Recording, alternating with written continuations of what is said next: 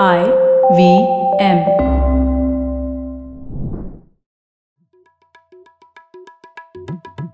भाई हम हिंदुस्तानियों को बतियाना बड़ा पसंद है। बंगाली में अड्डा, उड़िया में खोट्टी, कन्नड़ा में हरटे और हिंदी में पुलियाबाजी। इस कला के लिए हमारी हर भाषा में एक शब्द है। हम तीनों तो अक्सर मिलकर पुलियाबाजी करते ही रहते हैं, तो हमने सोचा आपको भी इसमें शामिल कर लिया जाए। तो आइए प्रणय, सौरभ और ख्याति के साथ करते हैं पुलियाबाजी। हेलो सौरभ, कैसे हैं आप? पिछली बार तो आप आए नहीं थे पुलियाबाजी में। हाँ, थोड़ा भ्रमण पे निकला हुआ हूँ, एकदम बढ़िया। तुम बताओ ख्याति। बस मैं अभी भारत का भ्रमण करके वापस घर पहुंची हूँ। तो हाँ। हाँ, और आज का विषय वैसे क्या है, मैं काफ़ी एक्साइटेड हूँ ये जो आज का जो विषय हमारा होने वाला है इसके ऊपर। तो आज का विषय भी भ्रमण के ऊपर है, पर थोड़ा अलग तरह का भ्रमण है ये। और आज एक ऐसा विषय है, जैसे जब हम लोगों ने मिसिंग इन एक्शन हमारी किताब पर एक पुलियाबाजी की थी, और उसमें जब आरएस जी आए थे, उन्होंने भी एक बात कही थी भक्ति मूवमेंट के बारे में, कि वो एक थ्रेड है जो हम लोगों को और पता करना चाहिए उसके बारे में। तो इस विषय पर ये दिमाग में था मेरे कि इसके बारे में कुछ और पता करना चाहिए, और तभी फिर भटकते-भटकते यूट्यूब पे मैंने भक्ति रिपब्लिक एक नई सीरीज़ स्टार्ट किया है रेडियो अज़ीम प्रेमजी यूनिवर्सिटी में, वो मुझे मिली और मैंने देखा कि उसके रचयिता हैं अमित बसोले, जो कि मैं उन्हें जानता था, तो हम लोगों ने सोचा अमित को ही बुलाते हैं इसके ऊपर, और ये बड़ी अच्छी सीरीज़ है। हम लोग लिंक तो देंगे ही इस एपिसोड में, ज़रूर सुनिएगा। तो हम लोगों ने सोचा अमित को ही बुलाते हैं इस पुलियाबाजी में। वैसे अमित बड़े रेनेसांस मैन हैं, वैसे तो इकोनॉमिस्ट है, और उनसे उनके ऊपर हम लोग कई विषयों पर बात कर सकते हैं। एक state of working in India report है जिस पे वो काम करते हैं, तो उसके ऊपर बात कर सकते हैं। गालिब के ऊपर बहुत उन्होंने लिखा है, और उनके पॉडकास्ट भी है, उन पे भी बात कर सकते हैं। और अब ये भक्ति रिपब्लिक और भक्ति मूवमेंट के ऊपर भी बात कर सकते हैं। तो अमित, हम लोग इस एपिसोड में एक ही चीज के बारे में बात करेंगे, वो है भक्ति मूवमेंट। ये बड़ा ही हमें थोड़ी जिज्ञासा है इस विषय के बारे में, तो बहुत बहुत स्वागत है आपका पुलियाबाजी में। थैंक यू, बहुत-बहुत शुक्रिया। तो अमित, हम अक्सर सुनते हैं कि ये आर्ग्यूमेंट काफ़ी लोग पेश करते हैं कि हमारा कॉन्स्टिट्यूशन ऐसे वेस्टर्न वैल्यूज़, लिबरल वैल्यूज़ के ऊपर बेस्ड है, जो भारत की नहीं है और वो पाश्चात्य वैल्यूज़ है। पर आप अपनी ये जो आपकी सीरीज़ बना रहे हैं, उसमें आपने एक प्रकार की खोज करी है, जिसमें आप ये कर रहे हैं कि भारत में जो भक्ति मार्ग या भक्ति मूवमेंट जिसे कहा जाता है, उसमें उसके काव्य और उसकी कविताओं में आप कॉन्स्टिट्यूशनल वैल्यूज़ ढूँढ रहे हैं। तो आपकी ये खोज का विचार कहाँ से आया और आपको अभी तक अपनी खोज में से क्या मिला है? जी। तो ये बड़ा अच्छा सवाल है शुरुआत के लिए, और जैसे हम लोग ने नाम रखा है भक्ति रिपब्लिक, उससे ही ये पता चल जाता है कि ऐसी कुछ हमारी कुछ ऐसा प्रयास है। तो इसकी आइडिया ऐसे आई कि हम लोग सोच रहे थे ये कॉन्स्टिट्यूशनल वैल्यूज़ वगैरह पे अज़ीम प्रेमजी फाउंडेशन का काफ़ी फ़ोकस रहा है, उन्होंने अलग-अलग तरीकों से इस पे काम किया है। तो और मेरी तो रुचि कविता वगैरह में है, आपने गालिब का भी ज़िक्र किया था। तो बात करते-करते बात ये आई, जो रेडियो अज़ीम प्रेमजी यूनिवर्सिटी जो चलाते हैं, उनका नाम नारायण कृष्ण स्वामी करके एक हैं, उनसे ये आइडिया आया कि क्यों ना हम ये दोनों साथ लाएँ और देखें कि जिन कॉन्स्टिट्यूशनल वैल्यूज़ की हम लोग बात करते हैं, वो कहाँ-कहाँ हमको अपनी परंपरा में मिलते हैं। और ज़ाहिर है हम लोग पहले लोग नहीं हैं जो इसकी बात कर रहे हैं। ये बहुत पहले से ये बात होती रही है, और शायद हमारे आज के इसमें ये बात खुलेगी भी कि हम लोग अगर 100 150 साल पहले भी चले जाएँ, तो कॉलोनियलिज़्म के टाइम में भी ये बात चल रही थी कि ये परंपराएँ कैसी हैं, इसमें से कैसे आधुनिक वैल्यूज़ निकल सकती हैं वगैरह, इस पे हम लोग आएँगे। तो ऐसे ही कुछ सोच चली और फिर हम लोग ने ये शुरू किया।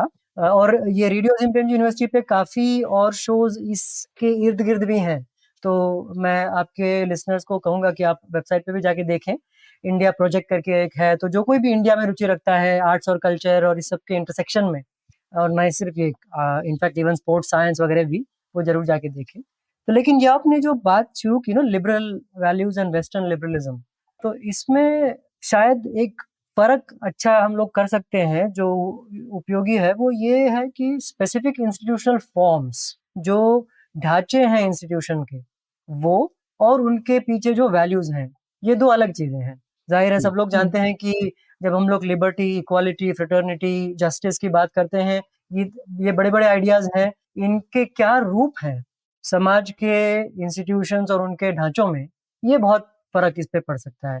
तो भक्ति हुँ। में जो हम लोग को मिलता है वो ये वैल्यूज़ मिलते हैं, ज़ाहिर है। कहीं-कहीं पे हम लोग थोड़ा स्ट्रेच करें तो कुछ इंस्टीट्यूशनल फॉर्म्स भी इंटरेस्टिंग हैं, उस पे भी हम लोग आएँगे क्योंकि ये पॉलिसी है पॉडकास्ट है, शायद आपके जो श्रोता हैं वो ये भी इसमें भी इंटरेस्ट रखते हों कि भक्ति के जो स्पेसिफिक रूप मिलते हैं, उसमें सोशल नॉर्म्स और इंस्टीट्यूशंस कैसे मिलते हैं? अगर हम लोग एक इकोनॉमिक्स और पॉलिसी का लेंस इसको लेके आएँ, तो इसके बारे में भी इंटरेस्टिंग चीज़ें मिलती हैं, वो हम लोग बात कर सकते हैं। बिल्कुल। तो अमित, जैसे मेरा मानना ये था, मुझे बहुत कम पता है इसके बारे में, जैसे हम लोग स्कूल में पढ़ते थे तो सिर्फ एक धार्मिक आंदोलन की तरह पढ़ते थे, या फिर कुछ लोग कहते थे आध्यात्मिक आंदोलन है, तो उसी लेंस से, उसी दृष्टिकोण से देखा जाता था। लेकिन आप कह रहे हैं जैसे कि ये एक बुद्धिजीवी आंदोलन भी था, इंटेलेक्चुअल रेवोल्यूशन भी था। तो इसके ऊपर ही थोड़ा और डिस्कस करते हैं। तो पहले तो हम लोग थोड़ा रिवाइंड करते हैं और ये बताइए कि ये भक्ति मार्ग क्या है आपके दृष्टिकोण से, इसका समय काल क्या था और आपके नजरिए से ये महत्वपूर्ण क्यों है? जी, तो इस सवाल में भी कई चीज़ें हैं जो हम लोग एक-एक खोल सकते हैं। एक तो आप लोगों ने पहले ही आंदोलन, मार्ग ये दोनों शब्द इस्तेमाल किए हैं, हुँ। कोई परंपरा भी कह सकते हैं और इसमें भी काफ़ी लिखा गया है और सोचा गया है कि ये क्या है? क्या ये आंदोलन हुँ। है? आंदोलन शब्द तो बहुत नया है, 20वीं शताब्दी का शब्द है, मूवमेंट जिसको हम लोग कहते हैं। तो क्या ये सही है इसको डिस्क्राइब करने के लिए? क्योंकि हम जो पीरियड की बात कर रहे हैं, जो अभी आएँगे उस पे, वो लगभग शुरू होता है समझ लीजिए 6th या 7th century of the common era जिसको हम कहेंगे। 600 700s के समय शुरू होता है तमिलनाडु में। फिर एक मोमेंट मिलता है हमको कर्नाटका में जो जिसको शरणा मूवमेंट या वीर शैविज़्म भी कहते हैं, जो कि 1100s 1200s का समय है। फिर आपको नामदेव और तुकाराम वगैरह का समय मिलेगा which are the 1400s 1500s उस समय में, और कबीर भी लगभग 1500 1600 में है। तो ये 1000 साल या लगभग ऐसा कोई समय है, जबकि सोशल मूवमेंट्स की आइडिया वैसी नहीं थी जैसे हम लोग आज समझते हैं। तो जब ये लोग बात करते हैं तो ये मार्ग की बात कर रहे हैं या परंपरा की बात कर रहे हैं। और एक सोचने का तरीका ये भी है कि भक्ति है तो पुराने श्रुतियों में भी और स्मृतियों में भी मिल जाएगी। आपको वेद उपनिषद में भी भक्ति की आइडिया मिलेगी। भक्ति मार्ग तो एक बाकायदा उपनिषदों में मार्ग है।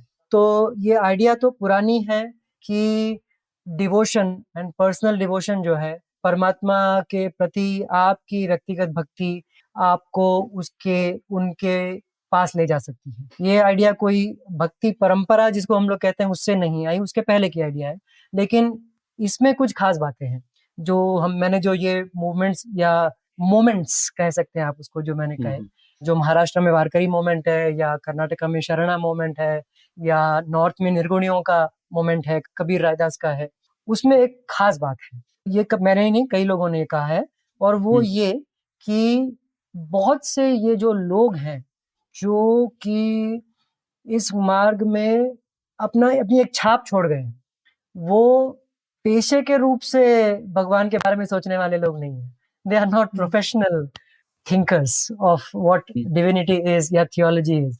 वो सारे अपने-अपने वॉक्स ऑफ लाइफ में कुछ-कुछ काम करने वाले लोग, ज़्यादातर ऐसे लोग हैं। ऐसा नहीं कि ब्राह्मण वगैरह नहीं हैं, और कुछ बड़े फेमस जैसे ज्ञानेश्वर हो गए महाराष्ट्र में, वो ब्राह्मण थे। बसवण्णा हो गए कर्नाटका में, वो ब्राह्मण थे। तो ऐसा नहीं कि ब्राह्मण लोग नहीं थे, लेकिन जुलाहे यानी वीवर्स, चमार यानी कॉबलर्स, टेलर्स, फार्मर्स, ऐसे अनेक ऑक्यूपेशंस आपको यहाँ मिलते हैं जो कॉमन लोग हैं। तो इसलिए आपने जो कहा इंटेलेक्चुअल मूवमेंट, तो अ बिट ग्रैंडियोसली हम उसको एक वर्किंग क्लासेस का इंटेलेक्चुअल मूवमेंट कह सकते हैं। ठीक। नहीं, इंटेलेक्चुअल तो कहीं से भी आ सकते हैं ना समाज में। तो थे तो थॉट लीडर ही जो लोग भी थे। हाँ।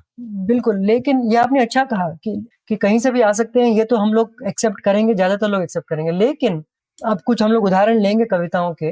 आप जब देखते हैं कि एक आदमी या औरत, कई महिलाएं भी इसमें थीं जो हम लोग देखेंगे, जैसे जनाबाई हैं महाराष्ट्र में, वो है तो नामदेव के घर में वो मेड का काम करती हैं, वो नौकरानी है नामदेव के घर में। लेकिन उसकी कविताएं आप देखेंगे तो उसमें वो सारे संदर्भ आपको मिलेंगे जो वेद उपनिषद के संदर्भ हैं। तो she is using all of those terms in her poetry. तो जो कॉन्फ्लुएंस हमको दिखता है वो ये कि ये समाज के निचले तबकों में से, और वो खुद को कह रहे हैं कि हम निचले तबकों में से आ रहे हैं, और वो ऐसे कॉन्फिडेंस के साथ ये इंटेलेक्चुअल क्लेम्स रख रहे हैं और हाई इंटेलेक्चुअल ट्रेडिशन के साथ एंगेज कर रहे हैं। ये जो है, ये मुझे लगता है मॉडर्न टाइम्स, हालांकि हम लोग ये कह सकते हैं कि कहीं से भी आए, लेकिन आते नहीं हैं, क्योंकि जो अभी हम समाज की जो ढांचा है और जो गेट कीपिंग है, जो उस टाइप की बात करने के लिए और पब्लिक कॉन्शियसनेस में आने के लिए आपको चाहिए, वो मुझे नहीं लगता कि आज के समाज में वैसा है। इसका मतलब ये नहीं है कि लोकल स्तर पे कोई मोची है, कोई दर्जी है, वो लोग जानते होंगे कि भाई ये ज्ञानी आदमी है, अगर आपको कुछ समझना है, सोचना है, तो इसके पास जाके बात कीजिए। जरूर होंगे, बहुत होंगे, लेकिन क्या वो समाज के स्तर पे पब्लिक कॉन्शियसनेस में लिखित रूप में ब्राह्मण लोग उनको मान रहे हैं, उनके बारे में लिख रहे हैं, उनके गुण गा रहे हैं, और सदियों तक लोग उनके नाम याद रख रहे हैं। ये जो चीज है, ये हम लोग को भक्ति में मिलती है। तो इसे एक परंपरा कहना भी ठीक होगा क्या अमित? क्योंकि जैसे कहा आपने, कहा 1000 साल है ऑलमोस्ट ये स्पैन, तो 1000 साल तो बहुत बड़ा पीरियड होता है, और तो इसे एक परंपरा क्यों कहा जाता है, और ये 6th सेंचुरी में क्यों शुरू हुई? उसके पहले भी भक्ति ट्रेडिशन तो होगा ही कुछ ना कुछ। और मैं ये भी कहना चाहता हूँ कि ये लोग एक दूसरे से प्रभावित हो रहे थे क्या? जैसे मतलब क्योंकि ये सेंचुरीज की बात कर रहे हैं हम लोग, तो आप क्या कहते हैं इसके? बिल्कुल, तो इसमें भी विवाद है एकेडमिक्स में, और आपके श्रोताओं को मैं ये भी बता दूं कि मैं जो सारी चीजें कह रहा हूँ, ये ज्यादातर जो पिछले 20-30 साल में एकेडमिक काम हुआ है भक्ति पे, और कुछ बड़े लोगों ने इस पे काम किया, जैसे पुरुषोत्तम अग्रवाल जी हैं जेएनयू में, या एच.एस. शिवप्रकाश जी जो भी जेएनयू में थे, जिनका कन्नड़ा वचनकारों पे काम है, या जैक हॉली हैं कोलंबिया में। These are some of the people, Linda Hayes हैं, who have done this work. तो उसके बेसिस पे मैं ये जो कह रहा हूँ वो कह रहा हूँ कि आप तो सही कह रहे हैं कि ये अलग अलग जगहों पे हैं और बहुत बड़े टाइम स्केल पे है, तो क्या ये एक चीज है? और जाहिर है ये एक चीज नहीं है। और ऐसे भी लोग कहने वाले मिल जाएंगे आपको कि जो कन्नड़ा वचनकार हैं वो सही मायने में भक्ति वैसी नहीं है जैसे आपको निर्गुणियों में मिलेगी, कबीर वगैरह में मिलेगी। तो ऐसे जरूर लोग हैं जो कहेंगे ये इस तरह से फर्क है, इसमें ये फर्क है वगैरह। जैसे हम लोग एक बात पे आएंगे होपफुली कि वचनकारों में लेबर पे जो एम्फेसिस है वो और लोगों पे वैसा नहीं मिलता। उन लोग ने लेबर को बहुत इंपॉर्टेंट सेंट्रल स्पिरिचुअल कैटेगरी बनाया एक तरीके से, जो और लोगों ने नहीं बनाया था। तो लेकिन कुछ कॉमनैलिटीज भी मिलती हैं, और लोग डायलॉग में भी थे, ये हम लोग जानते हैं। ये हम लोग कैसे जानते हैं? 1-2 एग्जांपल्स देता हूँ। एक बड़ा लेटर टेक्स्ट है, आई थिंक अराउंड द 17 और 1800, जिसका नाम है भागवत महात्म्य। भागवत महात्म्य भागवत पुराण के महत्व को बताता है, और उसमें एक बड़ा फेमस श्लोक है, ये संस्कृत टेक्स्ट है, उसमें एक श्लोक है जो कि भक्ति को एक महिला, एक लड़की के रूप में देखता है, और कहता है कि मेरा जन्म हुआ द्रविड़ देश में, फिर मैं कर्नाटका में गई और वहां पे मैं जवान हुई, और फिर महाराष्ट्र गुजरात जाते जाते मैं बूढ़ी हो गई, और फिर ब्रजदेश में पहुंच के मैं फिर से जी उठी। ऐसी एक कविता है। तो वो एक पाथ उन्होंने ट्रेस किया है जो तमिलनाडु में शुरू होता है, कर्नाटक, महाराष्ट्र, गुजरात जाके फिर ब्रज में खत्म होता है।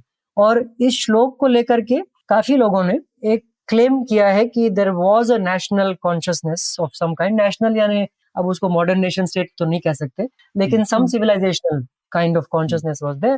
That's one piece of evidence मैं दे सकता हूँ। और दूसरा, अगर आप तुकाराम की एक कविता देखें, बड़ी फेमस कविता है, जिसमें वो किन किन संतों के नाम गिनाते हैं कि जो उनकी परंपरा के संत हैं।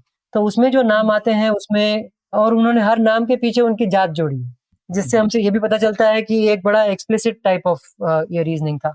तो कहते हैं कि कबीर मोमिन, रायदास चमार, ये सारे लोग जो है वो हमारे पूर्वज हैं या हमारे इस ट्रेडिशन में है। और नामदेव का तो हम लोग जानते ही हैं कि आप अगर सिखों का अधिग्रंथ देखें तो उसमें which I think of which in a way greatest hits of bhakti collection है जो, क्योंकि उन्होंने सारी जगह पे जाके चुन के किए हैं। तो उसमें कबीर भी मिलते हैं आपको, नामदेव भी मिलते हैं आदि ग्रंथ में। तो वी नो कि कुछ कुछ traditions were definitely in dialogue, वो बिल्कुल उनके संबंध थे और वो आपस में बात करते थे। कुछ कुछ का इतना क्लियर नहीं है, जैसे तमिलनाडु में जो आಳ್वार परंपरा थी शुरू में, जो सबसे पहली मानी जाती है 600-700 के समय। और आपने पूछा था कि मीरा के अलावा भक्तिन कौन है, आपका अगला एक सवाल था, मैंने देखा था। तो सबसे पहली भक्तिन आप कह सकते हैं आंडाल जो एक आಳ್वार परंपरा में संत थी। वो थोड़ा उनको आप अलग तरीके से देख सकते हैं कि उनका कॉन्टैक्ट बहुत ज़रूरी नहीं कि आपको क्लियरली दिखे। हालाँकि जो इसमें बारे में ज़्यादा जानते हैं वो शायद आध्यात्मिक तौर पे वो देख भी लें। लेकिन the social movements are very different. अगर हम लोग हिस्टोरिकल सोशल मूवमेंट की बात करें तो 6th सेंचुरी और 7th century Tamil Nadu is a very different historical context, बहुत अलग चीज़ें हैं। महाराष्ट्र के बनाम या कबीर के समय के बनाम तो बदलाव तो बहुत हुए। और मतलब जो एक जो फेमस ट्रेडिशन है अद्वैत वेदांत ना, जो शंकराचार्य के बारे में तो लोग जानते, तो वो भी हम लोग भक्ति परंपरा में ही क्लासिफाई करते हैं क्या? तो इसके बारे में आपको ऐसे भी लोग मिल जाएंगे जो कहेंगे कि इसमें क्या है जो शंकराचार्य के अद्वैत वेदांत में नहीं है। तो सब तो वहीं से आया है, ऐसे भी लोग मिल जाएंगे। तो इसमें एक इन्फॉर्म्ड ओपिनियन बनाने के लिए जिस स्तर का आध्यात्मिक या थियोलॉजिकल नॉलेज चाहिए वो तो मुझ में नहीं है, तो मैं कॉन्फिडेंस के साथ ये नहीं कह सकता। तो मेरे लिए मैं फिर वही सोशल लोकेशन और उसमें जाऊंगा कि उसमें यूनिक बात ये है कि किस समाज के किस तबके से ये लोग आ रहे हैं और किस टाइप के सोशल प्रश्न उठा रहे हैं। तो जो आपने सबसे पहले बात की ना सौरभ जी की ये आध्यात्मिक है, या प्रणय तुमने भी कहा था कि जब पढ़ाया जाता है तब तो ये स्पिरिचुअल ट्रेडिशन के तौर पे पढ़ाया जाता है और कबीर को हम लोग संत मानते हैं, ये तो सही है और है भी। लेकिन ये सारी जो अपनी मॉडर्न कैटेगरीज हैं वो भक्ति के सामने फेल हो जाती हैं। क्या ये लोग संत हैं? हाँ। क्या ये लोग सोशल रिफॉर्मर कोट अनकोट हैं? हाँ। क्या ये लोग फिलोसोफर टाइप के लोग हैं? हाँ बिल्कुल, जो नेचर ऑफ रियलिटी के बारे में सोचते हैं, बिल्कुल हैं। क्या ये लोग मोची और दर्जी हैं? हाँ। तो ये एक को सेपरेट करना, उनके जो ऑर्गेनिक होल है और जो उनकी कविताओं में दिखता है कि ये सारा होल है, क्योंकि वो बार बार ये संदर्भ लाते रहते हैं। तो रविदास जब रियलिटी पे कमेंट करेंगे तो ये जरूर आपको याद दिलाएंगे कि वो चमार हैं। हाँ। अमित, मैं इस पे ही एक अगला सवाल आपको पूछना चाहती थी। तो जैसे कि उनकी रविदास की जो कविता है जिसपे आपका एक एपिसोड भी है कि मन जंगा तो कठौती में गंगा, तो उसका वैसे पता है, मुझे इसका मतलब पता था, लेकिन जो आप समझाते हैं आपकी एपिसोड में कि इसमें कठौती शब्द का कितना इम्पोर्टेंस है और उनकी चमार आइडेंटिटी का क्या इम्पोर्टेंस है, वो मैंने नहीं समझा था। तो थोड़ा सा हमारे श्रोताओं के लिए थोड़ा उस उक्ति को थोड़ा और समझाइए और उस कंटेक्स्ट में आप जो समझाते हैं वो बताइए जरा। बिल्कुल, तो ये बड़ा अच्छा उदाहरण है जो मैं अभी कह रहा था उसके लिए, कि जो इनसेपरेबिलिटी है और जो स्पिरिचुअल थॉट है और जो कॉन्क्रीट मटेरियल कॉन्टेक्स्ट है। तो ये जो कहानी है कठौती में गंगा, काफी लोगों ने एपिसोड सुनने के बाद मुझे ये कहा कि हमने ये कहावत तो सुनी थी मन चंगा तो कठौती में गंगा, लेकिन एक कहानी भी ये नहीं पता था। तो ये तो सारी लेजेंड्स हैं, इसमें क्या सही क्या गलत वो हम लोग अलग से डिस्कस कर सकते हैं। लेकिन इस कहानी से जो सामने आता है वो ये कि कठौती जो छोटा सा बोल है जिसमें पानी है, अब आप ये सुनेंगे सिर्फ तो आपको लगेगा कि शायद कुछ गागर में सागर जैसी बात हो रही है कि छोटी सी चीज है लेकिन उसमें आप बड़ी चीज देख लें, शायद ऐसी भी कोई बात हो सकती है। लेकिन कठौती का सिग्निफिकेंस ये है कि जब रविदास बैठते हैं जूता बनाने के लिए और जब उस चमड़े को गीला करना पड़ता है, मारना पड़ता है, लगातार पानी में डुबाना पड़ता है, तो साथ में जो उनकी चीज होती है वो कठौती है और उसमें लगातार चमड़ा डूबता रहता है। तो जाहिर है जो ऑर्थोडॉक्स चीज एक पर्सपेक्टिव है उससे तो ये जो बॉडी ऑफ वाटर है ये the impurest of the impure हो गई, क्योंकि इसमें लगातार चमड़ा डुबाया जा रहा है। Dead animal skin is keeps getting dipped in this. तो वो कह रहे हैं कि ये लीजिए, ये सबसे इम्प्योर पानी है आप लोगों के हिसाब से, लेकिन ये तो गंगा के समान है, देखने के नजरिए का बात है। तो अगर रविदास के इसमें पूजा करें तो ये गंगा हो गई, कोई और उसको देखेगा तो कुछ और देखेगा। तो it is all about the मन का फेर दे दो तुरंत मिला दो तो है, जैसे कबीर कहते हैं। माला तो कर में फिरे जीभ फिरे मुख माही। तो ये सारे जो उन लोग बार बार एक रिचुअलिज्म पे अटैक कर रहे हैं कि what matters is the perspective that you bring to it. आप वैसे कुछ भी कर लें, हाथ से कुछ भी कर लें, जब कुछ भी कर लें, उससे कोई फर्क नहीं पड़ना। लेकिन और ये तो कोई भी कह सकता है, ये ब्राह्मण भी कह सकता है, लेकिन ये मेटाफर जो है ये लेदर का मेटाफर है। और इसमें एक बड़ी स्ट्राइकिंग कविता आपको मिलेगी जो मेरे जो अगले एपिसोड है कन्नड़ा वचनकारास पे हम लोग जो करने वाले हैं उसमें है। एक रविदास के तरह ही कॉबलर संत है, उनका नाम है मादार चेन्नैया, और वो किन-किन लोगों के हिसाब से पहले वचना पोएट है, पहले कन्नड़ा वचनकार हैं। उनकी एक कविता में वो बड़े ज़बरदस्त तरीके से जो डुअलिज़्म से नॉन डुअलिज़्म, जो अद्वैत की आप बात कर रहे थे, द्वैत से अद्वैत का जो सफ़र है, उसको वो लगातार हाइडिंग और टैनिंग के एक्ट से उसको मेटाफर को साथ में ले जा रहे हैं। कहते हैं कि I beat the buffaloes hide with the stick of the manifest and the hidden. That's one of the lines from his and he just carries through that metaphor in some insane kind of way. हम लोग मतलब समझ भी नहीं सकते कि वो कितने केयरफुली उन्होंने डुअलिज्म नॉन डुअलिज्म को, चमड़े को पीटने और स्किन को हटाने, फ्लैश से सेपरेट करने, ये सारे जो बहुत मटेरियल एक्ट्स हैं, लगातार वो इमटेरियल एक्ट्स के साथ उनको जोड़ रहे हैं। तो ये जो यूनिकनेस है, ये आपको शंकराचार्य में नहीं मिलेगा, ये आपको इन्हीं ब्राह्मण संतों के इसमें नहीं मिलेगा। जैसे कबीर ताना बाने की बात अपने क्योंकि जुलाहे हैं, तो बेसिकली और ये पुरानी जातक कथा भी है ना, जहाँ पे वो एक बार क्या कहते हैं, बुद्ध या वो कोई कहानी है ना, जहाँ वो भेजते हैं कि भाई जाके अगर आपको गुरु ढूंढना है तो वो एक कसाई के पास, एक गृहिणी के पास भेजते हैं, और जहाँ पे वो अपने दिनचर्या के कार्यों में भगवान या द्वैत या जिसको भी बोलना चाहिए वो ढूंढ रहे हैं। तो ये मेरे हिसाब से ये कल्चर तो जो है ये सोसाइटी का बहुत पुराना ही है कि जहां आप अपनी डेली की मंडेन चीजों में आप अलौकिक चीजें देखते हैं, है ना। तो ये चीज जो है ये ट्रेडिशन है। और शंकराचार्य की भी बोलेंगे कि उनकी भी जैसे भक्ति तरीके की गान है जो उन्होंने रचे हैं, लेकिन अब क्योंकि वो इस तरीके के वर्कर नहीं थे तो वो उससे नहीं जोड़ रहे थे, वो अपने वो क्योंकि प्रचारक ही थे तो वो उसी चीज से अपने कार्य से उसको जोड़ रहे थे। तो मैं तो बोलूंगा कि ये पुरानी परंपरा ही है, लेकिन डेफिनेटली इसका एक सोशल पॉलिटिकल कॉन्टेक्स्ट है अमित। और इसमें क्योंकि प्रणय ने एक अच्छा सवाल उठाया, क्योंकि ये इतने बड़े समय का है तो कोई एक कॉन्टेक्स्ट तो है नहीं, सबका एक अलग अलग कॉन्टेक्स्ट है। पर जनरली हम बोल सकते हैं कि थोड़ा मिडीवियल इंडिया का कॉन्टेक्स्ट है, फ्यूडल मिडीवियल इंडिया का कॉन्टेक्स्ट है, जहाँ पे जाति प्रधान है। तो सब लोग अब इसलिए जाति और मैं क्या हूँ, और शायद लोग इस चीज के बीच में फर्क ढूंढ रहे हैं कि देखो भाई है तो अद्वैत, लेकिन मेरी पहचान जो है वो आड़े आ रही है और मेरी पहचान को तुमने ऊपर बना दिया। तो लोगों को वो एक हिपोक्रेसी बोल सकते हैं, या वो द्वंद जो है फिलॉसफी और रियलिटी के बीच में दिख रहा है, और उसके खिलाफ वो लोग बोल रहे हैं। और कहीं पे मुझे एक और चीज लगती है कि आजकल काफी लोग ऐसे बोलते हैं ना कि अरे ऐसी चीज आज कबीर बोल रहे होते तो टुकड़े टुकड़े हो जाते हैं एंड ऑल दैट। तो क्योंकि लेकिन वो हाईएस्ट ट्रेडिशन को यूज करके अपने आर्गुमेंट दे रहे थे, तो शायद सोसाइटी में उसकी पहचान भी थी। ऐसा तो नहीं था कि उस समय कबीर वगैरह वो लोग माने हुए लोग थे और उनको लोग मानते थे, एलिट भी उनको मानता था। ये तो नहीं था कि ठीक है उनका क्रिटिसिज्म होगा, लेकिन उनको मानते भी थे लोग, क्योंकि वो अपनी जो अथॉरिटी थी या जिसको बोलेंगे लेजिटिमेसी थी, वो तो अद्वैतवाद से ही ढूंढ के निकाल के ला रहे थे। ये लेकिन ये मामला कैसे चल रहा था, और ये अक्रॉस द थिंग, मतलब वो जो पॉलिटिकल कॉन्टेक्स्ट है अलग अलग जगह का, ये एक तो एक टुकड़ों टुकड़ों में क्यों आ रहा था, या तो आपको इतना अच्छा आपको कबीर होना पड़ रहा था कि आप जिंदा बच जाए, एक ये भी होती है ना चीज। अगर आप उस स्तर के नहीं थे तो शायद पहले ही आपको दबा दिया जाता था, तो इसीलिए हर सैकड़ों साल में आपको एक दिख रहा था। हाँ, तो अगर आप रविदास के स्तर के या नानक के स्तर के नहीं है तो फिर आप गाली देके बच के दिखा दीजिए, ठीक है। लेकिन आप सही में आप इतने बड़े इंटेलेक्चुअल हैं तो शायद फिर भाई आपकी बात सुन ली जाएगी, ऐसा नहीं है कि आपको दरकिनार कर दिया जाएगा। तो ये क्या आपको अपनी स्टडीज में दिखा?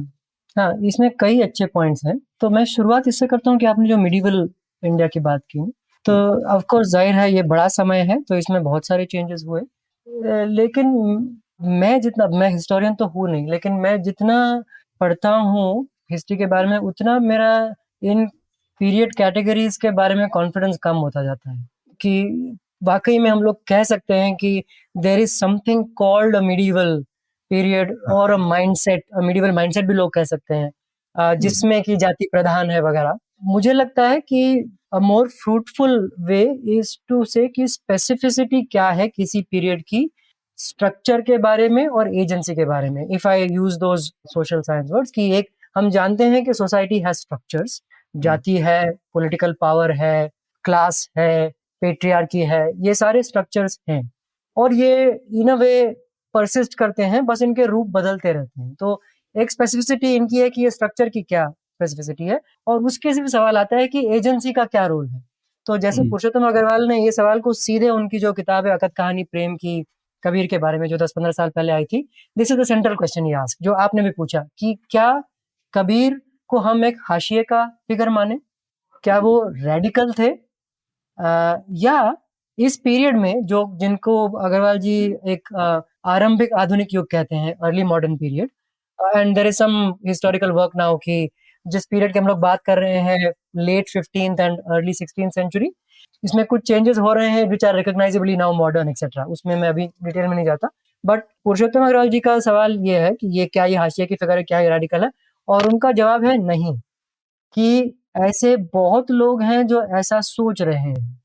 और इसमें एक एंगल मैं ये देखता हूँ कि अगर आपके लिसनर्स इससे फेमिलियर हैं कि आजकल जो सोशल नॉर्म्स और नॉर्म शिफ्टिंग पे जो काम हो रहा है इकोनॉमिक्स वगैरह में, कि क्रिस्टीना बेकेरी है, और ये कौशिक बसु की भी एक interesting book Republic of beliefs जो किताब आई थी, तो देयर इज एक आइडिया है कि एक सबटेरेनियन शिफ्ट हो सकता है लोगों के सोचने के तरह में, जो दिखाई नहीं दे रहा, जो जमीन के नीचे है, लेकिन उसके कुछ एग्जाम्पलर्स होते हैं जो दिखाई देते हैं, जो टिप ऑफ द आइसबर्ग होते हैं, और जब समय आता है तो वो सडनली एक शिफ्ट हो जाता है।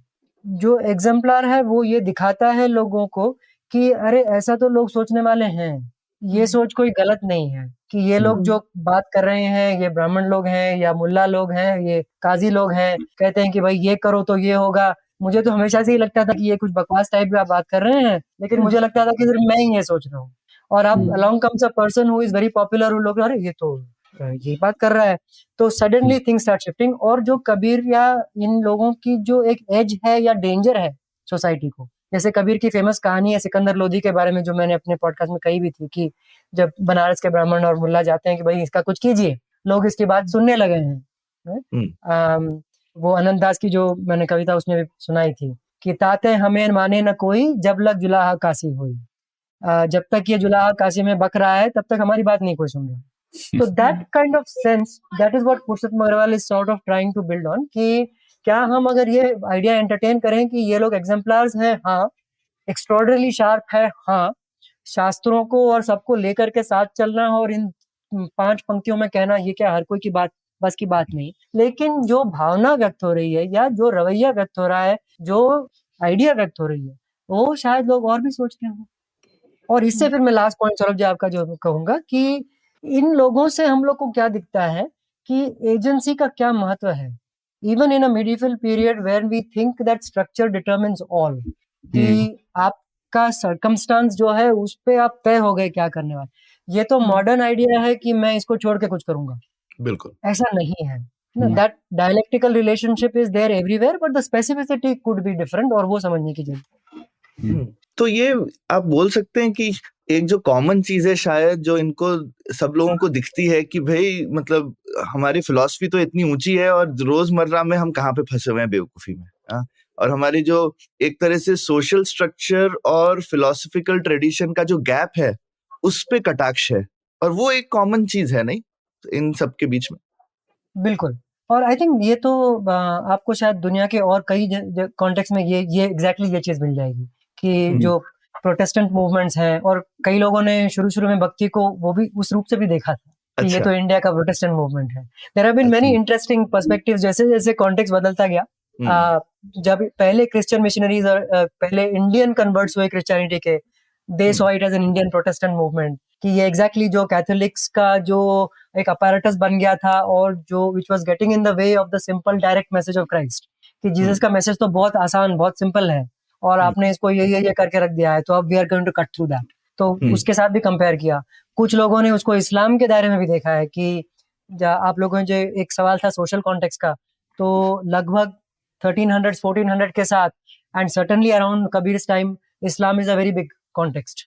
तो वो एक मोनिस्ट मोनोथीइस्टिक पर्सपेक्टिव है, एक डायरेक्ट रिलेशनशिप की बात करता है, तो क्या भक्ति एक रिस्पॉन्स है उसके लिए। और नानक तो काफी इन्फ्लुएंस्ड खुद थे ही, बोलते भी हैं वो तो, खैर हाँ बिल्कुल, वो तो एक क्लियर एग्जांपल है।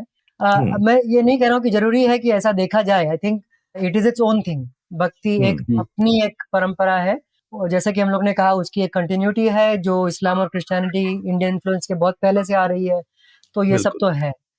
लेकिन वी कैन नॉट डिनाई कि कुछ ऐसे इन्फ्लुएंसेस भी हुए होंगे। इसी सवाल को मैं थोड़ा और समझना चाहता था कि इसका मतलब ये है क्या कि जाति प्रथा इतने वाटर टाइट कंपार्टमेंट्स में नहीं थी क्या? क्योंकि मतलब जैसे कि आपने भी कहा है कि कई लोगों ने अपोज तो किया ही होगा, इनकम्बेंट पावर्स को तो बहुत ही अनकंफर्टेबल लगा होगा कि यार ये कौन कहाँ से आ रहा है और मुझे चैलेंज कर रहा है, तो बहुत लोगों ने अपोज भी किया, लेकिन फिर भी हम लोग 1000 साल बाद भी उन्हें याद रखते हैं, मतलब वो ट्रेडिशन तो चालू होगा। और मुझे नहीं पता कि कई ये लोग उन्होंने लिखा भी था क्या, कुछ लोगों ने तो बोला होगा और किसी ने लिखा होगा, उसे डॉक्यूमेंट किया है, उसे प्रिजर्व किया है 1000 साल तक।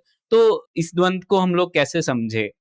बिल्कुल, ये बहुत बड़ा सवाल है और जब हम लोग ने बात शुरू की थी कॉन्स्टिट्यूशनल वैल्यूज़ वगैरह के साथ, तो सबसे पहला ऑब्जेक्शन इसमें ये आ सकता है आई थिंक, और बहुत लोगों ने ये सोचा भी होगा कि क्या बात कर रहे हैं आप? ये सब से क्या हुआ?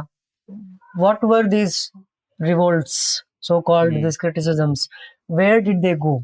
तो ये बहुत बड़ा सवाल है कि क्या ऑर्थोडॉक्स हिंदुइज्म सबको पचा गया? जैसे डी.आर. नागराज जो कन्नड़ा स्कॉलर फेमस हैं, वो कहते हैं कि वो वातापी गर्भ हिंदुइज्म का, जो सब कुछ खा के हजम कर देता है और फिर आगे बढ़ता है।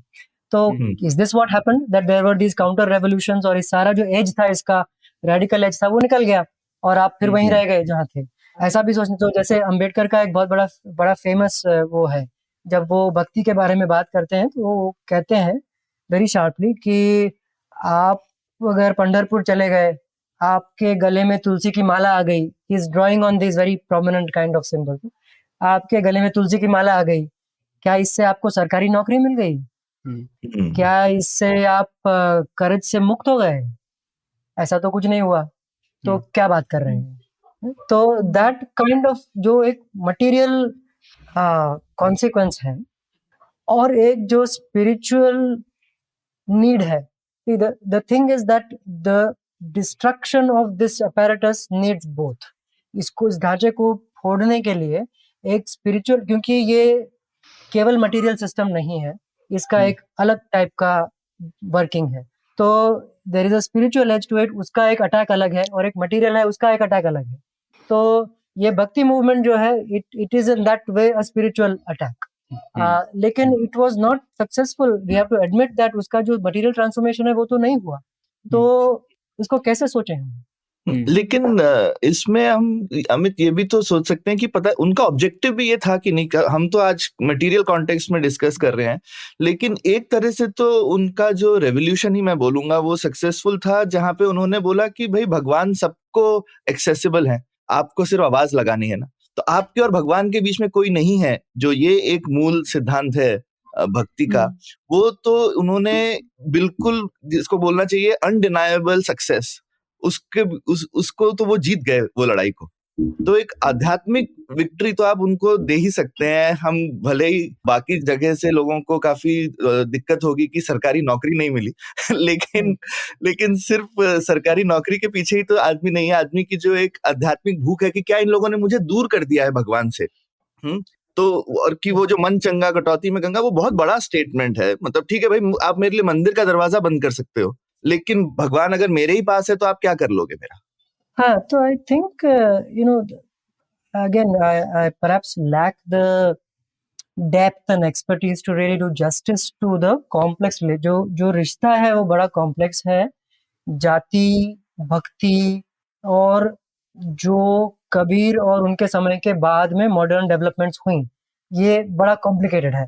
तो जब अंबेडकर बोल रहे हैं उसका कॉन्टेक्स्ट बहुत बदल चुका है। तो जो अभी ख्याति जी भी कह रही थी कि रायदास की जो कथा है कि छाती फाड़ के जनेऊ दिखा वगैरह, तो ये हमको कई संतों में दिखता है कि एक अप्रोप्रिएशन लॉजिक लगातार चल रहा है।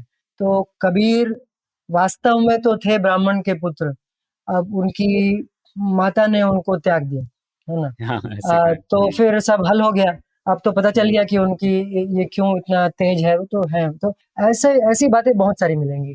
तो ये तो मानना पड़ेगा कि ये जो कुछ भी ट्रेडिशन थी, उनका एक पॉसिबिलिटी था कि वो ऐसी अप्रोप्रिएट हो जाए। वचनकारों ने बहुत जबरदस्त कविताएं लिखी 1150 टू 1200 इस 50 60 100 साल के वर्ष में ऐसी कविताएं लिखी गई कि आप विश्वास नहीं करेंगे। और मैं अपने अगले एपिसोड को प्लग करता हूँ जो आएगा कुछ दिनों में, उस पर आप सुनिए कि यू विल नॉट बिलीव कि ये लिखा गया है 800-900 साल पहले। लेकिन जब बाद में आप देखते हैं कई सेंचुरीज में, तो फिर आपको वही प्रोसेस दिखता है कि उसका टेमिंग हो गया, कंट्रोलिंग हो गया, रेडिकल एज निकल गया, ये सब हुआ। और कई बार तो ये पंथ वगैरह खुद जातियां बन गई। तो वही जो वातापी गर्भ वाली बात है। तो ये तो एडमिट करना पड़ेगा कि कुछ एक हो रहा है, सोशल लॉजिक है जो उसको रेडिकल रप्चर होने से रोक रहा है। अब क्या ये इसलिए है कि वो स्पिरिचुअल में रह गए और उसको फिर उनको मैनेज करते आया, क्या वो मटेरियल में ज्यादा जाते तो क्या फर्क पड़ता, ये सारी चीजें हैं। अब these are all open questions का ये नहीं है। लेकिन प्रणय ने एक जो बात कही थी उसके मैं कंक्लूड करूंगा कि क्या इससे हम लोग को जाति व्यवस्था वगैरह के बारे में क्या पता चलता है। अब now this is another very very difficult issue, क्योंकि जो अभी पॉलिटिक्स है, और मैं खुद को यहाँ लोकेट करूंगा कि मैं 3rd 4th जनरेशन एजुकेटेड ब्राह्मण के पोजीशन से बात कर रहा हूँ, तो मेरा देखने का नजरिया वो है। और मुझे ये दिखता है कि जो एक कॉलोनियल पीरियड में एक फिक्सिटी जो आ गई सिस्टम में with the coming of the modern state, census, modern methods of enumeration आ गए, ये सारे से जो एक ढांचा बन गया और जिसमें एक फिक्सिटी आ गई, वो पहले वैसी फिक्सिटी नहीं थी। तो ऐसा नहीं है कि जाति की आइडेंटिटी इंपॉर्टेंट नहीं, ये तो लगातार हमको दिख रहा है कि है। लेकिन ये भी है कि ये जो सारे भक्त हैं ये दिखा रहे हैं कि एक कम्युनिटी भक्तों की कैसी बन सकती है जिसमें आप जाति को पीछे छोड़ के एक कम्युनिटी का हिस्सा बने। और इसमें जो सारा आपने कहा था पहले कि इसमें ब्राह्मण भी हैं, इसमें कई लोग हैं। तो ये कबीर की दुनिया में दादू भी हैं जो मुसलमान हैं, वहाँ पीपा भी हैं जो राजपूत हैं, और वारकरियों की दुनिया में नामदेव भी हैं जो शिंपी हैं, चोखामेला भी हैं जो महार हैं, और एकनाथ भी हैं जो ब्राह्मण हैं। और एकनाथ ब्राह्मण सारे महार लोगों की के गुण गा रहे हैं। तो ये मुझे बड़ा इंटरेस्टिंग लगा और मैं 1-2 मिनट में कह देता हूँ कि क्यों, एक बड़ा अलग संदर्भ लेके कि आप अगर यूरोपियन इंडस्ट्रियल रेवोल्यूशन और साइंटिफिक रेवोल्यूशन की हिस्ट्री पढ़ें तो एक चीज सामने आती है, वो ये कि जो आर्टिजन क्लास था और जो लर्नड क्लास था उनके बीच में एक बड़ा इंटरेस्टिंग डायनामिक डेवलप हुआ 1600-1700s में, जहाँ की जो लैटिन पढ़े हुए पढ़े लिखे लोग थे वो सीरियसली देखने लगे आर्टिजन्स की दुनिया को और उसमें क्या हो रहा था, और उससे जो एक सिस्टमेटाइजेशन हुआ आर्टिजनल नॉलेज का, that was the result of this dialogue. तो अगर आप जेम्स वॉट ले लें, जॉर्ज स्टीफनसन ले लें, ये सारे लोग कारीगर हैं, ये लैटिन पढ़े हुए लोग नहीं हैं। ये कुछ कर रहे थे, लेकिन दूसरी ओर लैटिन पढ़े हुए लोग भी थे जो इनके काम देख रहे थे, और इनके डायलॉग से एक जो नई चीज पैदा हुई जिसको हम लोग अब साइंस कहते हैं। तो ये जो डायलॉग है क्रॉस क्लास, और in the European context it is class, but Indian context caste हो जाएगा वगैरह, ये डायलॉग भक्ति में दिखता है। ब्राह्मण, राजपूत और दलित साथ बैठ के ये बात कर रहे हैं, हाई फिलोसॉफिकल बात कर रहे हैं। जो बसवण्णा का जो अनुभव मंडप जिसको कहते हैं, जो कल्याण उन्होंने बनाया, Anubhava Mandapa is the hall of experience, वहां which is a physical location, वहां लोग आके ये सब बातें कर रहे हैं। तो क्या अगर ऐसी बातें मटेरियल रेल्म में होती तो कुछ अलग निकलता, जैसे यूरोप में निकला। और जो अब हम लोग देखते हैं, जो एक हर्मेटिकली सील्ड हमारी दुनिया है, जो आईआईटी के और इंजीनियरिंग पढ़े लिखे लोगों की दुनिया है, जो शॉप फ्लोर से कोई संबंध नहीं रखती, और एक शॉप फ्लोर की दुनिया है जो कारीगरों की दुनिया है, जो आईआईटी वालों से कोई संबंध नहीं रखती। तो क्या ये अलग होता है? ये बहुत बड़ा सवाल है। और मुझे लगता है भक्ति से मैं जब पढ़ता हूँ तो मुझे ये सवाल आता है दिमाग में, क्योंकि दैट इज माय बैकग्राउंड। नहीं, ये बड़ी दिलचस्प बात कही। और इसमें मैं एक पॉइंट जोड़ना चाहता था कि जो वातापी गर्भ वाली आपने बात की, मैं देखता हूँ कि जो बड़े सिविलाइजेशन जो सक्सेसफुल रहे, सब में ये असिमिलेशन वाली टेंडेंसी रहती है। लेकिन जैसे चाइनीज सिविलाइजेशन पे भी बड़ा लिटरेचर अभी रिसेंटली आया है कि उसमें भी एक कॉस्मोपॉलिटन स्ट्रेन था कि, और उसमें अकोमोडेट कर लिया, इतना बड़ा देश है भारत जैसा, तो उसमें भी बहुत डाइवर्सिटी थी। लेकिन एक कोई स्ट्रेंथ था उस कल्चर में, स्ट्रेंथ या कोई प्रॉपर्टी थी उस कल्चर में कि उसने अकोमोडेट कर ली इतनी डिफरेंसेस को। तो पता नहीं, शायद भारत और चीन की संस्कृतियों में कुछ वो प्रॉपर्टी है जो ये कर पा रही है, और दूसरे संस्कृति भी करना चाहती होंगी लेकिन कर नहीं पाई। ये एक पॉइंट है। और दूसरा, आपने जो की बात की एनलाइटनमेंट पीरियड और इंडस्ट्रियल रेवोल्यूशन की, तो वो मैं थोड़ा और जानना चाहता था। जैसे जोएल मोकिर के ने काफी काम किया है इसके ऊपर, कल्चर ऑफ ग्रोथ, हमने इसके ऊपर एपिसोड भी किया था बहुत पहले। तो एनलाइटनमेंट पीरियड में कुछ और ऐसी भी चीजें हुई ना, जैसे कॉफी हाउसेज और सैलून्स थे, जब अलग अलग लोग, अलग अलग तबके के लोग आके बात कर रहे थे, और प्रिंटिंग प्रेस भी थी। तो प्रिंटिंग प्रेस की वजह से ये जो रेवोल्यूशनरी आइडियाज थे व्यापक हो गए थे, तो वो भी हुआ था। अर्बनाइजेशन भी बहुत ज्यादा बढ़ गया था। तो शायद ये सब एलिमेंट्स भी थे जो कि मटेरियल रेल्म में ले जा सके उस एनलाइटनमेंट पीरियड को। वो हमारे ये जो 1000 ईयर पीरियड है उसमें हम लोग इतनी नहीं देखते। प्रिंटिंग प्रेस तो जैसे था ही नहीं तब। तो आपको लगता है क्या कि वो चीजें भी फैक्टर्स हो सकती हैं,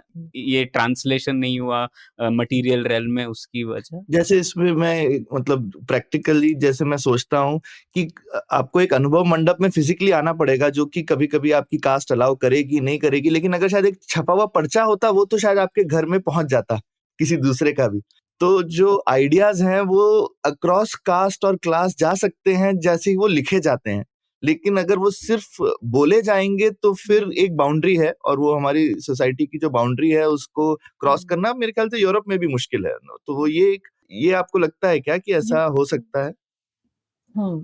हो सकता है, लेकिन मैं एक नोट ऑफ कॉशन इसमें ये दूँगा कि देखिए लिटरेरी कल्चर और उसका डेवलपमेंट तो एक अपने आप में एक चीज़ है, और उसमें ना सिर्फ printing press and the materiality of that, लेकिन पढ़े-लिखे लोग या पढ़ते पाए हुए लोगों की भी संख्या बढ़नी वगैरह, वो सब उसमें रिक्वायरमेंट्स होते हैं। लेकिन अगर आप भक्ति का प्रसार देखें, तो वो कैसे, अब आप if you think really concretely कि कबीर का समय है, चलिए समझ लीजिए 1450, 60, 70s में कुछ लिख रहे हैं, ठीक है?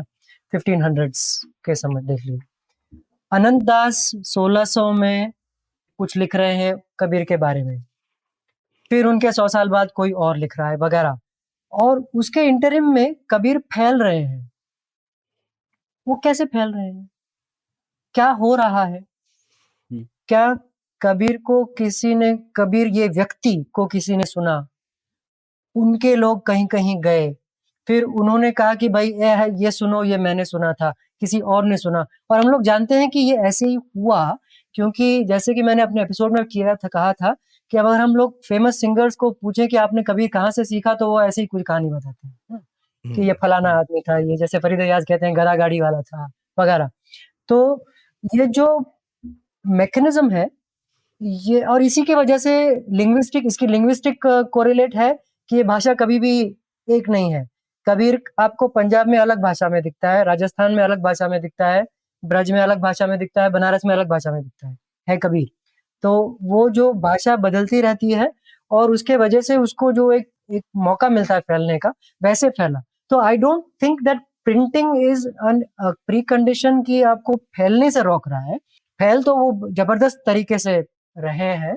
ये बात सही है कि जो यूरोप में पर्टिकुलर कंडीशंस हैं, जो मोकिर ने बात की है, या और कई स्कॉलर्स ने कहा है कि ये स्पेसिफिसिटी क्या है जो इतने बड़े धमाके को जन्म दे रही है, और वो अन्य जगहों में क्या नहीं। अब इसमें बहुत सालों से मैं ये लिटरेचर पढ़ता आ रहा हूँ, तो मुझे थोड़ा-सा इसमें कभी-कभी लगता है कि ये एक ट्रैप है, क्योंकि आप कहीं और कुछ देखा है और आप उसको वहाँ अलग जगह में ढूँढ रहे हैं। और जब आप ये शुरू करते हैं, तो शुरू से ही आपने अपने पैर काट दिए, क्योंकि आपको ये समझना चाहिए कि जिस जगह में जो हो रहा है वो वहाँ क्यों हो रहा है, ना कि जहाँ कोई यहाँ कुछ जो हुआ वो यहाँ क्यों नहीं हुआ। I think these are two very different questions, and we have been repeatedly trapped and ensnared into this way of looking at it. कि 1700 में वहाँ हो रहा था, वो यहाँ 1700 में क्यों नहीं हो रहा था। सवाल ये पूछना चाहिए कि 1700 में जो यहाँ हुआ वो क्यों हुआ। I'm not saying कि comparative work is not useful, but उसके मानदंड कहीं से नहीं और से नहीं आने चाहिए।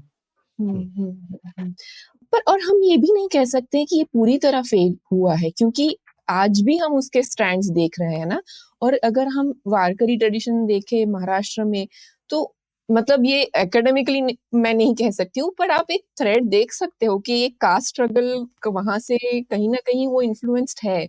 तो इसके बारे में आप क्या कहेंगे कि क्योंकि और जब भी वो हो रही थी वारकरी ट्रेडिशन, मतलब जब तुकाराम भी लिख रहे थे उन्होंने भी वो कास्ट रेजिस्टेंस फेस किया था, क्योंकि जहाँ जो लेजेंड मैंने सुनी है ये है कि उनकी भी जो सारी गाथा उनकी जो सारे अभंग थे उनको पानी में बहा दिया गया था या मजबूर करा दिया था उनको बहाने के लिए। और फिर जो लोगों को याद थी, लोगों को इतनी कविता उनकी याद थी कि बाद में वो लिखी गई क्योंकि वो लोगों की मेमोरी में जिंदा थी। और तो थोड़ा सा और इस पे और इलोबरेट कर पाए तो आप। बिल्कुल। और तुकाराम की कहानियों में भी वो एक हम लोग को ट्रोप मिलता है, गुड ब्राह्मण बैड ब्राह्मण वाला, टू पैराफ्रेज एक द बैड ब्राह्मण इज द वन जो फेंक देता है, और रामेश्वर भट्ट है जो पहचानते हैं तुकाराम क्या चीज है, तो वो भट्ट है लेकिन वो तुकाराम को पहचान रहे हैं क्या चीज है, और ये दूसरे हैं जो उनके काम को फेंक रहे हैं। तो ये फिर से यही मतलब सोचने की चीज है कि क्या ये कोई मूवमेंट कहें, रेवोल्यूशन कहें था जो कि किसी वजह से रुक गया। और पुरुषोत्तम अग्रवाल फिर से इसी टाइप को क्लेम को एडवांस कर रहे हैं कि तुकाराम को देखें या इन सब लोगों को देखें तो आप लगभग अर्ली मॉडर्न पीरियड में आ जाते हैं, on the threshold of the colonial encounter, है ना। तो तुकाराम है शिवाजी के समय में, और शिवाजी का of course one reading of Shivaji is as a peasant king, क्योंकि वो रहतेचा राजा है, तो वो एक पूरा कास्ट एंगल शिवाजी के पास है। और जब तक आप पेशवाओं पे आ जाते हैं, पेशवा तो ब्राह्मण है, और जब तक पेशवा पे आते हैं तो तुकाराम का स्टेटस बदल गया है, तुकाराम को गाना बंद करना होगा ये पेशवा कह रहे हैं। अच्छा।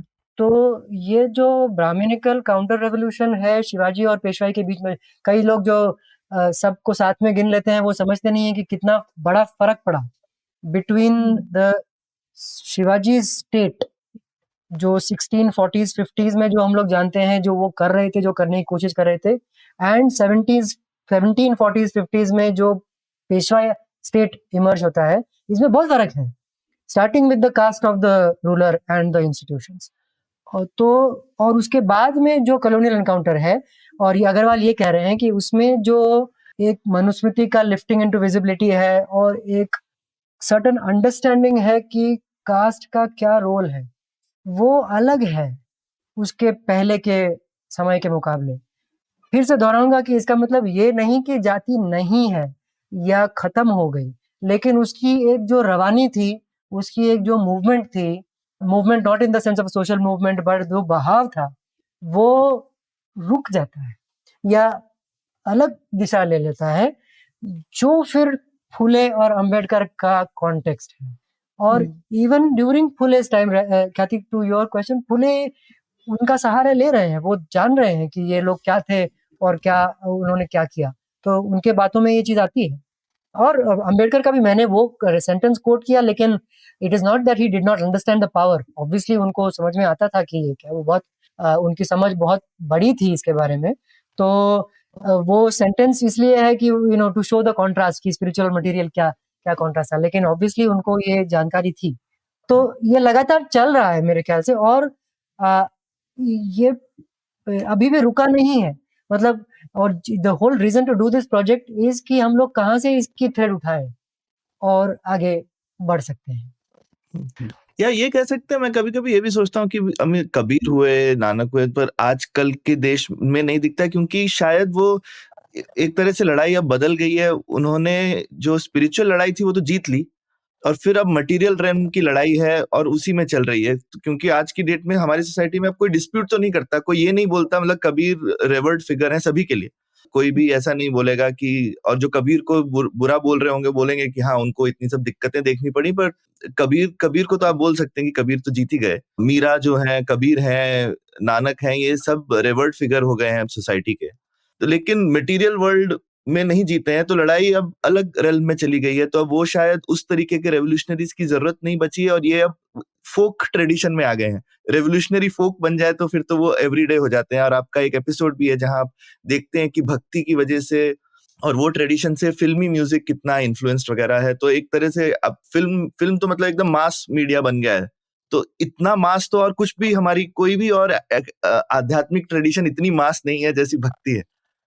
सही कह रहे हैं आप। तो इसमें लेकिन पेच ये है कि अगर ये सच है तो आज भी दलित टेम्पल एंट्री के लिए क्यों लड़ रहे हैं, जो कि चोखा मेला का मुद्दा था 700 साल पहले।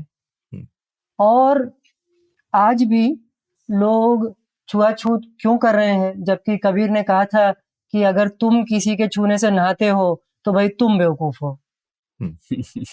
ये सब चीजें तो कह गए ये लोग, लेकिन मेरी समझ ये है कि कोई भी लड़ाई तो कभी पूरी जीती नहीं जाती।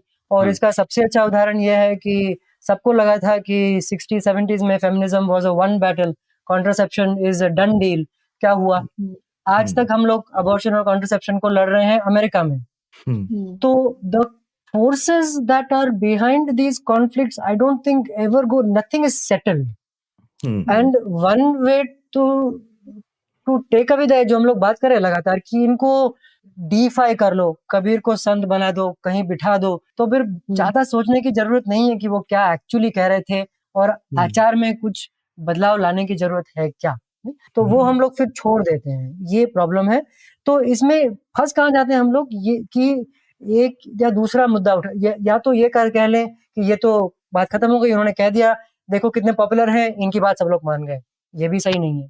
लेकिन चूंकि वो जिंदा हैं, वो लगातार एक थ्रेट और सोर्स बने हुए हैं अनसेटलिंग का, ये भी सही है। तो आप ये भी नहीं कह सकते कि उनको बिठा दिया और बंद कर दिया और बात खत्म हो गई, क्योंकि कोई ना कोई जरूर देखेगा कि अच्छा ये लोग सिर्फ वहां बैठ के बैठने रहे तो नहीं, वो तो कुछ और कहता। अगर आज जीसस होता तो वो ये कहता है ना, जो बम्पर स्टिकर है, व्हाट वुड जीसस डू। तो जब तक ये सवाल जिंदा है कि जब तक जीसस यहाँ चल के कुछ बात कह सकता है जो तुमको अच्छी ना लगे, कबीर कुछ आके कह सकता है कि तुमको अच्छी ना लगे, ये क्या बकवास कर रहे हो, अगर मेरे नाम पे क्यों कर रहे हो ये चीज, that remains, that threat remains. लेकिन ये भी सही है कि लगातार फोर्सेस उनको टेम करने में भी लगे हुए हैं। Revolution is not over, revolution is live. पर जैसे अमित, जैसे हम लोग इकोनॉमिक्स के दृष्टिकोण से देखें तो marginal cost of making anything zero is infinity ना, तो मतलब एब्सोल्यूट जीरो तो कुछ भी चीज नहीं होगी। तो पर जैसे स्पिरिचुअल रेल्म में हम लोग अब कह सकते हैं कि मतलब जो ये इंस्टेंसेस हैं टेम्पल एंट्री के, पहले के मुकाबले अभी तो कम हो गए इस रेल्म में, हम लोग दूसरे रेल्म में, तो शायद एक वो भी एंगल है कि प्रोसेस चल रहा है और शायद वो प्रोसेस जो 100 साल पहले था उस स्तर पर नहीं है वो प्रोसेस, लेकिन बदलाव हुआ होगा उसमें। हाँ, ये कह सकते हैं। दूसरा तरीका इसको देखने का ये है कि नेहरू का याद आता है ना, these are the temples of modern India. तो he was talking about dams, लेकिन मैं समझूंगा कि IIT is a better way of looking. तो IIT is a temple of modern India, उसमें आप लोगों को घुसने से रोक रहे हैं 1000 तरीकों से। तो टेम्पल एंट्री तो अभी भी नहीं है। उस टेम्पल से क्या होता है, टेम्पल तो कॉन्टेक्स्ट पे है ना, कि उस समय का टेम्पल क्या है।